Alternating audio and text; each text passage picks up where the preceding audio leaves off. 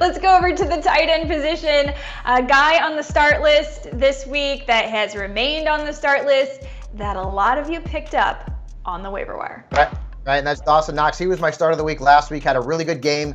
And the matchup this week is not great against the Panthers when you look at the numbers.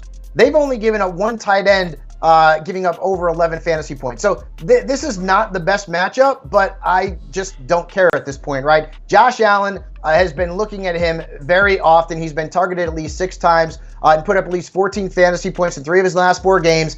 He's on Josh Allen's fantasy football team. I like to joke around about that. And as long as Allen is starting for the Bills, Dawson Knox is starting for me. I'd also start Mike Gesicki. And I get it. He's been Jekyll and Hyde all year long. And with Devontae Parker back, well, maybe that means fewer targets. But, I mean, this is the Jets. I mean, the Jets are awful. They've given up the 8th most fantasy points per game to tight end since week 9.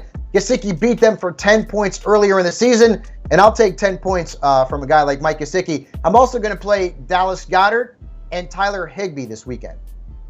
Absolutely. Oh man, Fabs. Let's not even go into that Tyler Higbee false positive. That was absolutely one of the worst beats in all of fantasy football history. If you ask me, if it came down to your Monday night matchup, so sorry that happened, but let's fire Tyler Higbee back up this weekend. Hopefully he can make it right and you squeak through. All right, sitting tight ends. Again, this rookie makes the list. This guy we all drafted way too high, and one of our boys.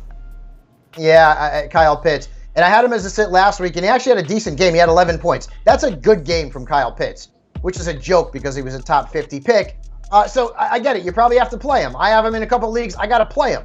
But unfortunately, the matchup's not good this week against the 49ers.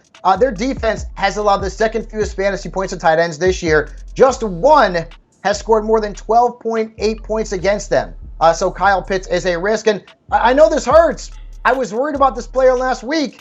I'm benching Dalton Schultz. I had him in my DFS fades last week because when the Cowboys have all 3 of their top wide receivers healthy, the target share gets split up. And unfortunately, the guy who ends up losing out in the end is Dalton Schultz, right? And the matchup's not even bad this week. The Giants' defense is terrible.